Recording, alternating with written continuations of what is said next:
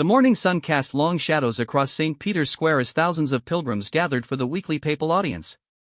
Among the sea of faces, cameras, and raised hands, a small figure caught the attention of the most powerful religious leader in the world. Pope Leo XIV, born Alessandro Torretti, had served the Catholic Church for over 6 decades, rising through the ranks with his quiet wisdom and unwavering compassion for humanity's most vulnerable members. The child was perhaps 8 years old, sitting in a worn wheelchair pushed by what appeared to be her grandmother. The little girl's head was wrapped in a colorful scarf that couldn't quite hide the telltale signs of her battle against cancer. Her thin frame seemed almost swallowed by the oversized sweater she wore, and dark circles under her bright eyes spoke of countless sleepless nights filled with treatments and pain. Yet despite her obvious suffering, she sat with perfect attention, her small hands clasped together as she watched the Pope address the crowd. Pope Leo XIV had always possessed what his closest advisors called the gift of seeing. Throughout his papacy, he seemed to have an almost supernatural ability to spot individuals in massive crowds who needed his attention most. Whether it was a grieving parent, a lost soul seeking guidance, or a child facing impossible circumstances, his eyes would find them as if drawn by divine intervention. Today was no different. The papal audience proceeded as scheduled, with the Pope delivering his weekly message about hope, faith, and the importance of caring for one another.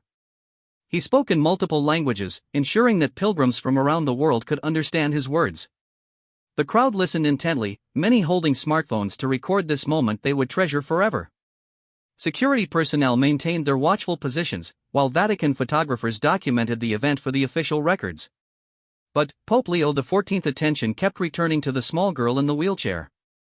She never raised her hand for attention, never called out like some of the other children in the audience. Instead, she simply watched with those bright, intelligent eyes that seemed far too mature for her young face. Her grandmother, a woman in her 70s with silver hair and weathered hands that spoke of a lifetime of hard work, would occasionally lean down to whisper something to the child, who would nod solemnly in response. During a pause in his address, Pope Leo XIV made a decision that would change not only this child's life but would ultimately touch hearts around the globe. Without consulting his security detail or his personal secretary, he stepped away from the microphone and began walking directly toward the section where the girl sat. The crowd stirred with excitement and confusion as the Pope left his designated area and moved among the pilgrims. Vatican security immediately went into high alert mode. This was not part of the planned program, and any deviation from the carefully choreographed papal audiences created potential security risks. The Pope's personal bodyguard, Marco Santini, a former Italian military officer who had protected 3 previous popes, quickly moved to follow while speaking rapidly into his communication device. The other security personnel formed a protective perimeter around their leader, their trained eyes scanning the crowd for any potential threats. As Pope Leo XIV approached the wheelchair, the grandmother's eyes widened in disbelief. She had brought her granddaughter to Rome using money she had saved for years, hoping that perhaps being in the presence of the Holy Father might bring some comfort to the child during her darkest hours. She never imagined that the Pope himself would notice them among the thousands of people present. The little girl, whose name was Sofia Rossi, had been diagnosed with acute lymphoblastic leukemia 18 months earlier. Her parents had died in a car accident when she was 5, leaving her in the care of her grandmother, Elena Rossi, a retired seamstress who lived in a small apartment in Naples. When Sofia became ill, Elena had exhausted her savings on medical treatments and had even sold her late husband's belongings to pay for chemotherapy sessions. The doctors had told her that Sofia's condition was improving, but the treatments were taking a tremendous toll on the child's small body. Elena had read about the Pope's reputation for compassion and had decided to bring Sofia to Rome as a way of giving her granddaughter something to look forward to during her recovery. They had traveled by bus, staying in a modest hostel near the Vatican, and had waited in line for hours to secure seats at the papal audience. Elena had prayed throughout the night, not for miracles or divine intervention, but simply for her granddaughter to experience a moment of joy and peace. As the Pope drew closer, other pilgrims began to realize what was happening. Smartphones appeared everywhere as people started recording what they sensed would be an extraordinary moment. The crowd grew quiet, creating an almost reverent silence that seemed to envelop the entire square. Even the Vatican officials who normally managed such events stood transfixed by the unfolding scene. Pope Leo XIV knelt beside Sofia's wheelchair, bringing himself down to her eye level. His weathered face, marked by years of service and countless encounters with human suffering, broke into a gentle smile that seemed to light up his entire being.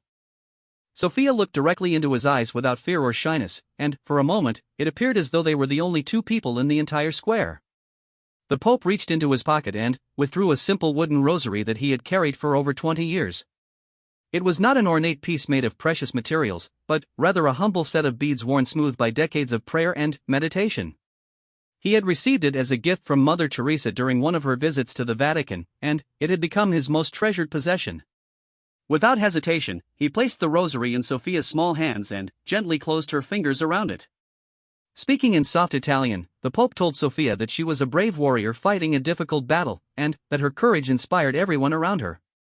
He assured her that she was loved not only by her grandmother but by the entire church family, and that prayers for her healing would be offered in every corner of the world.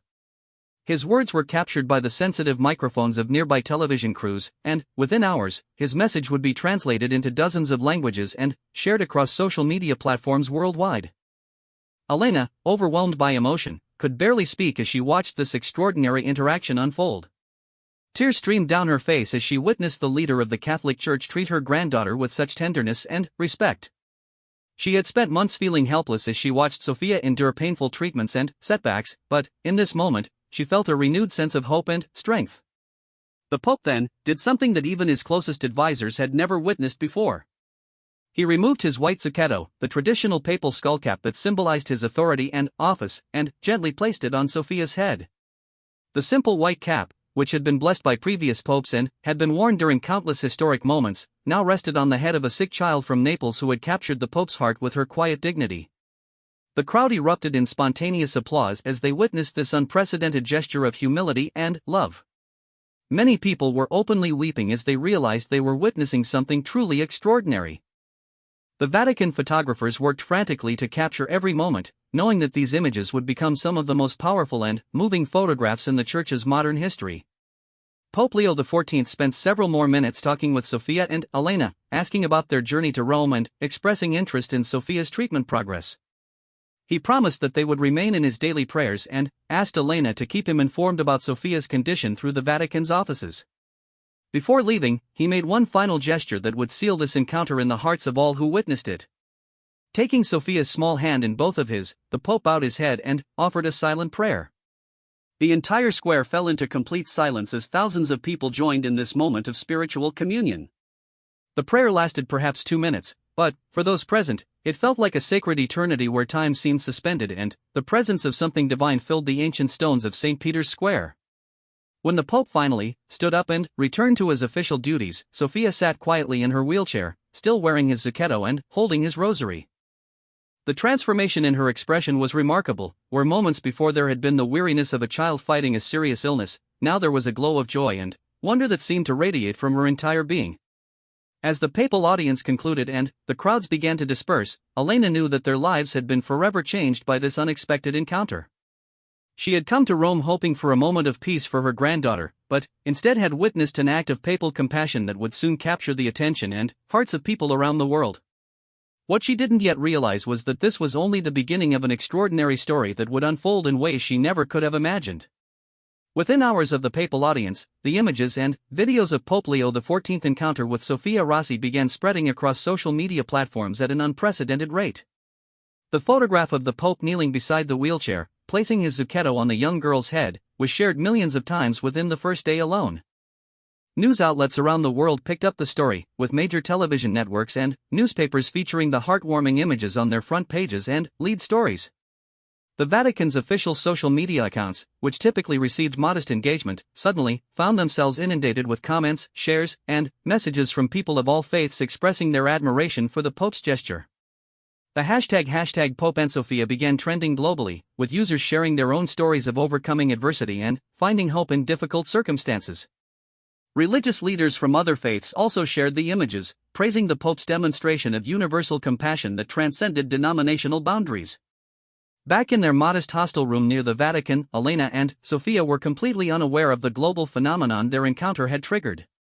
Elena had no social media accounts and rarely used the old cell phone she carried for emergencies. They had planned to return to Naples the following day, carrying with them the precious memory of their papal audience and the unexpected blessing they had received. The first sign that something extraordinary was happening came when the hostel owner, a middle-aged Roman woman named Claudia Benedetti, knocked on their door that evening. Claudia had been watching the news when she recognized Sophia from the papal audience footage. With great excitement, she informed Elena that people all over the world were talking about her granddaughter and the Pope's beautiful gesture of compassion. Elena's hands trembled as Claudia showed her the news reports on her tablet computer. She watched in amazement as commentators in different languages discussed the significance of the papal Zucchetto gesture and the powerful symbolism of the Church's highest leader kneeling before a sick child. The images were being described as capturing the very essence of Christian love and humility in action. Sophia, still weak from her recent chemotherapy treatments but visibly brighter since the papal encounter, sat on the hostel bed wearing the Pope's white cap and holding his rosary. She didn't fully understand why so many people were interested in their meeting with the Pope, but she could sense the excitement and joy in her grandmother's voice as Elena tried to explain what was happening. The next morning brought an even greater surprise. Father Giuseppe Martinelli, one of the Pope's personal secretaries, arrived at the hostel with a message from Pope Leo XIV himself. The Pope had been following the global response to the encounter and was deeply moved by how the simple gesture had touched so many hearts.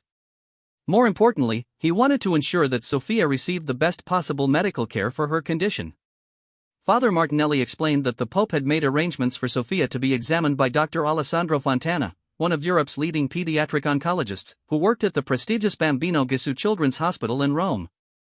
The hospital, which had strong historical ties to the Vatican, was known for providing world-class medical care to children from around the globe. Dr. Fontana had already reviewed Sophia's medical records, which had been forwarded from Naples with Elena's permission, and was eager to evaluate her current treatment protocol. Elena was overwhelmed by this unexpected development. The financial burden of Sophia's medical care had been crushing their small family's resources, and the possibility of receiving treatment from such a renowned specialist seemed almost too good to be true. She worried about the costs involved, but Father Martinelli assured her that all arrangements had been made through a special Vatican fund designated for emergency medical assistance to families in need. Dr. Fontana's examination of Sophia revealed both encouraging and concerning developments. The good news was that her body had responded well to the chemotherapy treatments she had received in Naples, and the cancer cells showed significant signs of reduction. However, the doctor identified opportunities to optimize her treatment plan using newer protocols and medications that were not readily available at the smaller hospital where she had been receiving care. The renowned oncologist recommended an intensive 6-week treatment program that would require Sophia to remain in Rome. While this presented logistical challenges for Elena, who had no family or financial resources to support an extended stay in the capital, Dr. Fontana assured her that comprehensive arrangements would be made to ensure both Sophia's medical needs and their accommodation requirements were met. Meanwhile, the global response to Sophia's story continued to grow exponentially. A crowdfunding campaign organized by a group of Catholic women in Ireland raised over €50,000 within 3 days, with donors from 72 countries contributing amounts ranging from €5 to several thousand. The money was designated specifically to support Sophia's medical treatments and to ensure that Elena could remain by her granddaughter's side throughout the process. Major international media outlets began requesting interviews with Elena and Sophia, but the Vatican's communications office carefully managed these requests to protect the family's privacy while still allowing their inspiring story to reach people who needed hope. A few carefully selected interviews were arranged, including one with Vatican Radio that was broadcast in multiple languages across the Church's global network. During these interviews, Elena spoke eloquently about the challenges of raising a sick grandchild on a limited pension and the daily struggle of watching someone you love battle a life-threatening illness. Her words resonated with millions of grandparents, parents, and caregivers around the world who were facing similar challenges. She consistently emphasized that her faith had been strengthened rather than shaken by their ordeal, and she expressed profound gratitude for the outpouring of love and support they had received. Sophia, when she felt strong enough to participate in the interviews, displayed a maturity and wisdom that amazed everyone who met her. She spoke about her illness with a matter-of-fact acceptance that was both heartbreaking and inspiring. When asked about meeting the Pope, she said simply that he had kind eyes and had made her feel like the most important person in the world for those few precious minutes. The treatment protocol at Bambino Gesù Children's Hospital proved to be more intensive than what Sophia had experienced in Naples, but Dr. Fontana and his team worked tirelessly to minimize her discomfort while maximizing the treatment's effectiveness. The hospital's child life specialists, social workers, and chaplains provided comprehensive support not only for Sophia but for Elena as well. During the long days of treatment, Sophia received hundreds of cards, letters, and gifts from well-wishers around the world. Children from dozens of countries sent artwork, photos, and handwritten notes expressing their support and sharing their own stories of overcoming difficulties. A group of seminarians from the North American College in Rome organized weekly visits to read to Sophia and play simple games that helped pass the time between treatments. Elena was deeply moved by a letter from a grandmother in Kenya who had walked 30 miles to reach an internet cafe where she could send a message of encouragement. The woman wrote that seeing the Pope's compassion towards Sophia had given her hope for her own grandson, who was fighting malaria in a rural clinic with limited resources. Such letters arrived daily from every continent, creating a global community of people who had been touched by Sophia's story and found strength in her courage. Pope Leo XIV himself made 2 additional visits to see Sophia during her treatment period. These private visits, away from media attention and public scrutiny, allowed him to develop a genuine personal relationship with the child and her grandmother. During their conversations, the Pope shared stories from his own childhood in rural Italy and spoke about the importance of finding joy and wonder even in the midst of suffering. On one occasion, the Pope brought Sophia a specially commissioned painting created by a young artist in the Vatican Museum's restoration department. The artwork depicted Saint Lucia, the patron saint of those who suffer from illnesses, surrounded by symbols of hope and healing. The painting was simple enough for a child to appreciate but contained layers of meaning that would reveal themselves as Sophia grew older. As Sophia's treatment progressed, medical tests began showing increasingly positive results. Dr. Fontana was cautiously optimistic about her response to the enhanced protocol, and Sophia herself was showing more energy and appetite than she had experienced in months. The dark circles under her eyes began to fade, and her genuine smile appeared more frequently during the long hospital days. The global community that had formed around Sophia's story continued to grow and evolve. A nun in the Philippines organized her elementary school students to create a massive banner with messages of support that was delivered to the hospital. A group of cancer survivors in Brazil coordinated a fundraising walk that raised additional money for pediatric cancer research in Sophia's honor. These gestures demonstrated how one moment of papal compassion had inspired countless acts of kindness and generosity across the world. Elena began keeping a journal during their extended stay in Rome, documenting not only Sophia's medical progress but also the remarkable human connections that had emerged from their experience. She wrote about the hospital cleaning lady who always took extra time to chat with Sophia in broken Italian mixed with her native Spanish. She described the young medical student who practiced magic tricks to entertain the children during treatment sessions. These small moments of human kindness, multiplied hundreds of times over, created a tapestry of care and support that surrounded Sophia during her most vulnerable period. As the 6-week treatment period neared its end, Dr. Fontana delivered news that exceeded everyone's most optimistic hopes. Sophia's latest test results showed that the cancer had entered complete remission, and her body had responded to the treatment far better than anyone had dared to predict. While she would require ongoing monitoring and maintenance therapy, the intensive phase of her treatment was successfully completed. The medical team attributed Sophia's remarkable recovery to a combination of factors: the advanced treatment protocols available at the hospital, her young body's resilience, the exceptional quality of care she had received, and what many privately acknowledged as an intangible element that defied medical explanation. Some called it the power of prayer, others attributed it to the strength of the global community that had embraced her, and still others suggested that the profound experience of receiving the Pope's blessing had somehow contributed to her healing process. The news of Sophia's remission spread through the global community that had been following her journey with the same speed and emotional impact as the original papal encounter. Dr. Fontana held a carefully orchestrated press conference at Bambino Gesù Children's Hospital, where he announced Sophia's remarkable recovery while emphasizing the importance of continued medical monitoring and the broader implications for pediatric cancer treatment protocols. Standing beside the doctor, Elena held Sophia's hand as they faced a room filled with journalists from around the world. Sophia, now visibly stronger and wearing a bright yellow dress that had been sent by well-wishers in Australia, still carried the Pope's rosary and occasionally touched the spot where his zucchetto had rested on her head during that transformative moment in St. Peter's Square. The Vatican's official response to Sophia's recovery was measured but deeply heartfelt. Cardinal Secretary of State Pietro Benedetti released a statement expressing the Church's joy at Sophia's improved health and emphasizing that while the Church does not officially attribute medical recoveries to miraculous intervention, the power of prayer and human compassion clearly played a significant role in Sophia's healing journey. Pope Leo XIV's personal reaction was characteristically humble and focused on gratitude rather than taking any credit for the positive outcome. During his next public audience, he made brief remarks about Sophia's recovery, using her story to highlight the importance of supporting medical research and ensuring that all children have access to quality healthcare regardless of their family's economic circumstances. The global fundraising efforts that had begun during Sophia's treatment period had raised far more money than was needed for her medical care alone. Elena, working closely with Vatican advisors and medical professionals, established the Sophia Rossi Foundation for Pediatric Cancer Support. The foundation's mission focused on providing financial assistance to families facing childhood cancer diagnoses, funding research into new treatment protocols, and creating support networks for children and families navigating the complex medical system. The foundation's first initiative involved partnering with hospitals in 12 countries to create Sophia Rooms, specially designed spaces within pediatric oncology units where children could receive comfort items, educational materials, and emotional support during their treatment periods. Each Sophia Room was equipped with tablet computers loaded with educational games, art supplies, books in multiple languages, and comfortable furniture that allowed family members to stay close during long treatment sessions. Elena proved to be a remarkably effective advocate for pediatric cancer awareness despite her initial reluctance to speak publicly about their experience.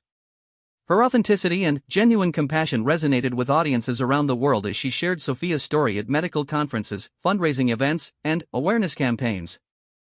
She always emphasized that Sophia's recovery, while extraordinary, represented just one success story among thousands of children fighting similar battles every day. Sophia herself adapted to her unexpected role as a symbol of hope with remarkable grace for someone so young. Her medical team arranged for her to continue her education through a specialized program that accommodated her ongoing treatment schedule and the various public appearances she made on behalf of the foundation.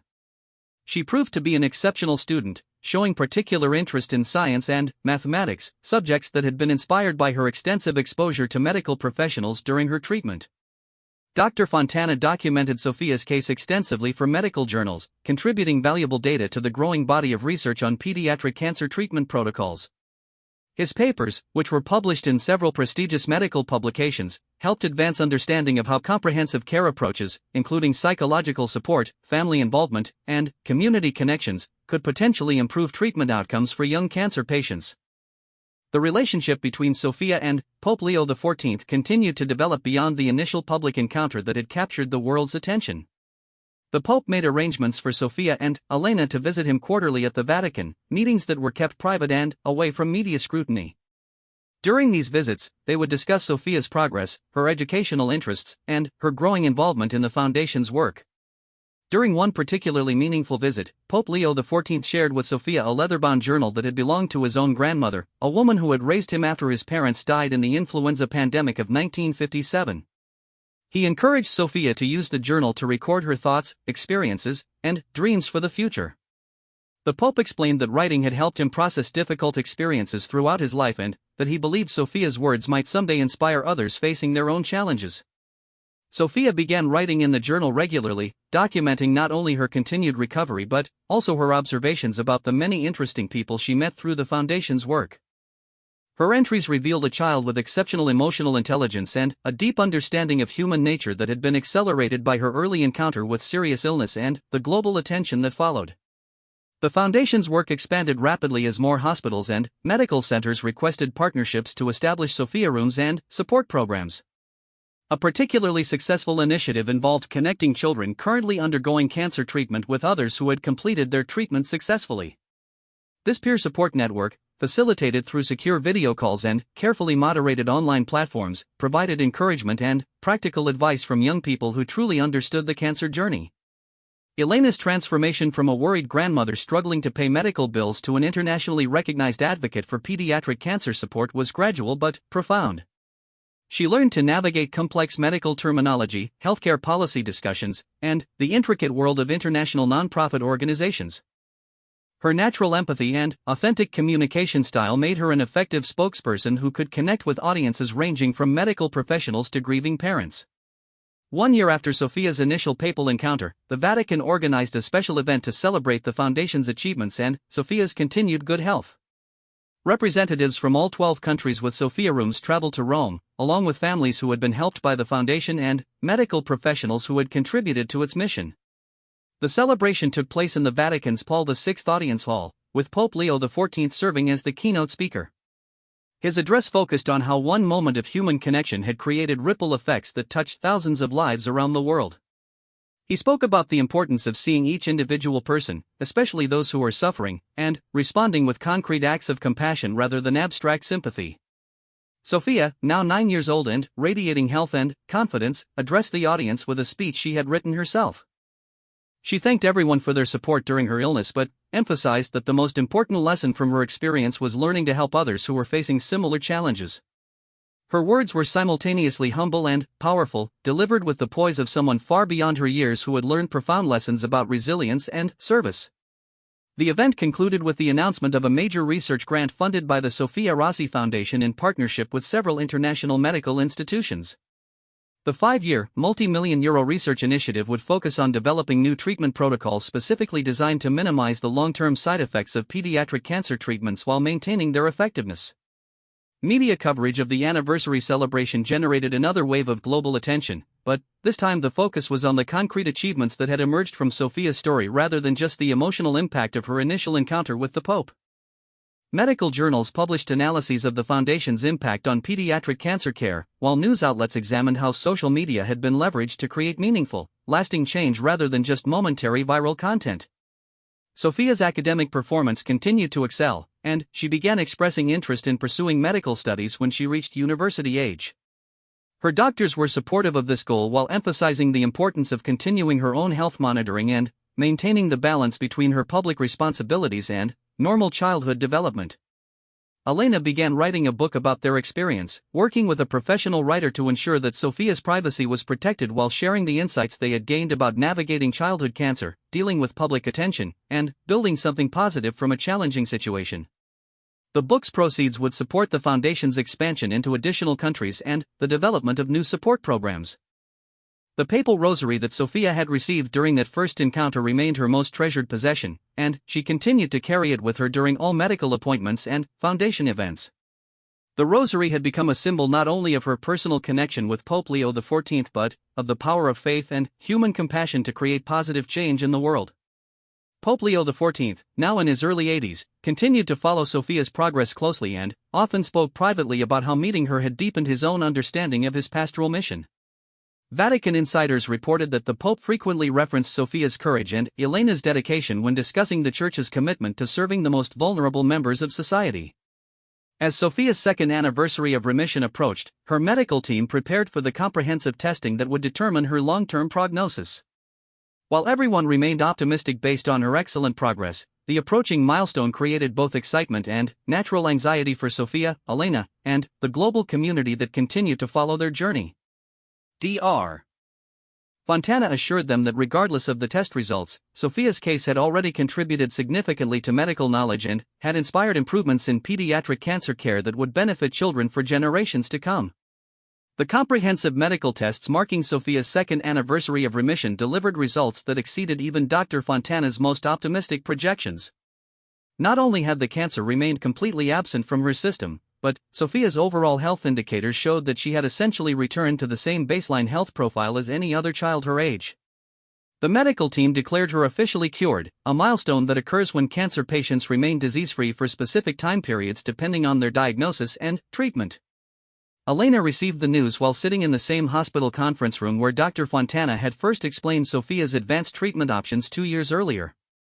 This time, however, the atmosphere was filled with celebration rather than cautious hope. Sophia, now 10 years old and, having grown several inches during her recovery period, listened to the medical explanation with the scientific curiosity that had developed during her long exposure to healthcare environments.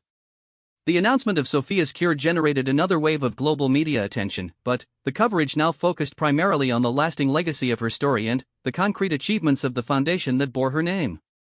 The Sophia Rossi Foundation had expanded to establish partnerships with hospitals in 26 countries, had funded groundbreaking research that led to 3 significant advances in pediatric cancer treatment, and had provided direct financial assistance to over 2,000 families facing childhood cancer diagnoses. Pope Leo XIV requested a private meeting with Sophia and Elena to personally celebrate this milestone in their journey. The meeting took place in the Pope's private study, a modest room lined with theological books and simple wooden furniture that reflected his preference for humble surroundings.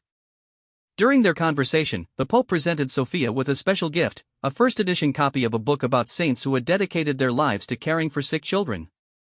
The book's inscription, written in the Pope's careful handwriting, read, "For Sophia, whose courage and grace have shown the world the true meaning of faith in action. May you always remember that God works through ordinary people who choose to love extraordinarily.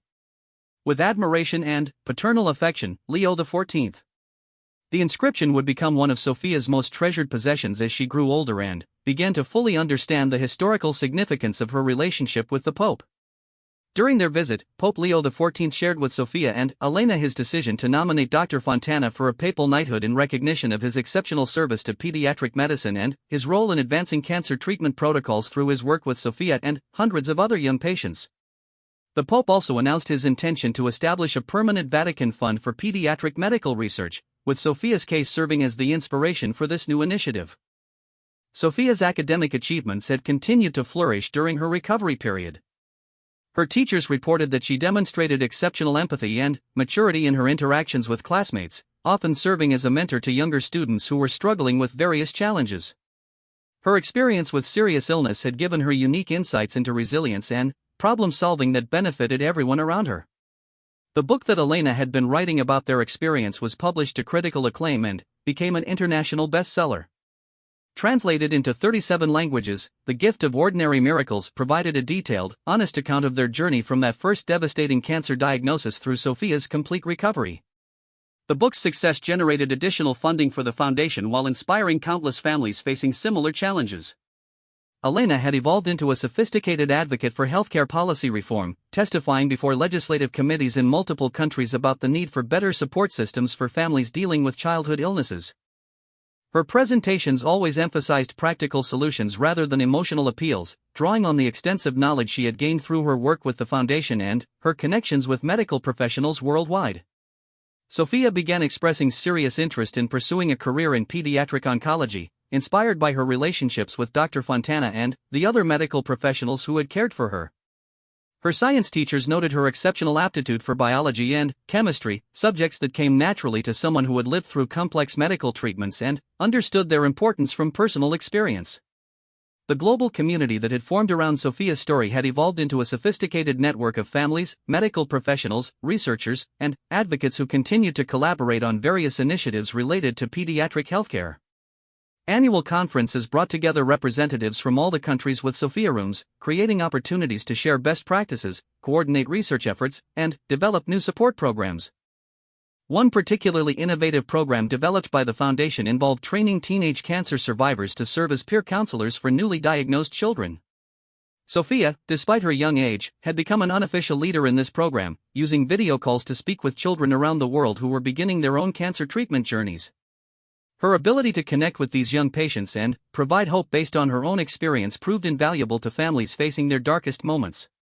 The Vatican's documentation of Sophia's case had become part of a larger study examining the role of spiritual and emotional support in medical recovery processes. While the Church maintained its careful approach to claims of miraculous healing, Vatican theologians and medical consultants acknowledged that Sophia's case demonstrated the powerful connections between faith, community support, and positive health outcomes. Pope Leo XIV's own legacy was increasingly associated with his demonstration of pastoral care through his relationship with Sophia and Elena. Church historians began examining how his papacy had been characterized by direct, personal engagement with individuals rather than purely institutional approaches to leadership.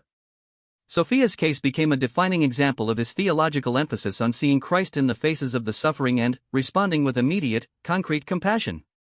As Sophia entered her teenage years, she maintained her regular correspondence with Pope Leo XIV, sharing her academic progress, her experiences with foundation work, and her evolving thoughts about her future career plans. The Pope, now in his mid-80s, often remarked to his closest advisors that his letters from Sophia provided him with some of his greatest joy and reminded him of why he had chosen a life of service to others. The medical protocols developed through Sophia's treatment and the research funded by her foundation had led to measurable improvements in pediatric cancer survival rates in all the countries where Sophia rooms had been established. Dr. Fontana's research papers, which had begun with documenting Sophia's case, had contributed to a 15% improvement in treatment outcomes for children with similar diagnoses. Elena, now recognized as one of the world's leading advocates for pediatric cancer support, was invited to serve on the advisory board of the World Health Organization's Initiative on Childhood Cancer. Her practical experience combined with her understanding of policy issues made her uniquely qualified to help develop global strategies for improving childhood cancer care in developing countries. Sophia's journal, which she had been keeping since the Pope first gave her the leather-bound book, had grown into multiple volumes filled with her observations about illness, recovery, faith, and service to others. Her writing demonstrated a sophisticated understanding of human nature and a mature perspective on life's challenges that impressed everyone who read her entries. On the third anniversary of their first papal encounter, Sophia and Elena returned to St. Peter's Square for a special celebration. This time, however, they were accompanied by representatives from all 26 countries where the foundation operated, including dozens of children who had been helped by the various programs that had emerged from Sophia's story. Pope Leo XIV delivered a special address during this celebration, speaking about how one moment of recognition and compassion had created a global network of healing and support that continued to grow each year. He emphasized that Sophia's story demonstrated how God often works through seemingly small gestures that create enormous positive impacts when they are rooted in genuine love and commitment to serving others. Sophia, now a confident 13-year-old who stood nearly as tall as her grandmother, addressed the gathering with a speech that reflected on the lessons she had learned through her illness and recovery. She spoke about the importance of turning personal challenges into opportunities to help others, and she announced her decision to pursue pre-medical studies with the goal of becoming a pediatric oncologist. The celebration concluded with Pope Leo XIV once again placing his hand on Sophia's head, this time in a gesture of blessing and commissioning rather than comfort during suffering. The image of this moment, captured by photographers and shared around the world, showed a healthy, confident young woman receiving the Pope's encouragement as she prepared to dedicate her life to caring for other children facing the same challenges she had overcome.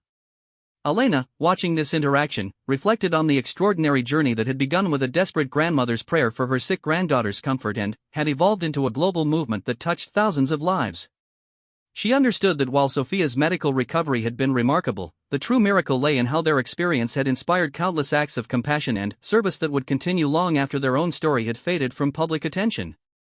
As they prepared to return to their home in Naples, now equipped with a foundation office and a network of supporters who helped continue their work, Sophia carried with her the same papal rosary she had received 3 years earlier. However, she also carried something far more valuable, a deep understanding of her purpose in life and the confidence that comes from having survived great challenges while maintaining faith in the goodness of humanity and the power of love to create positive change in the world.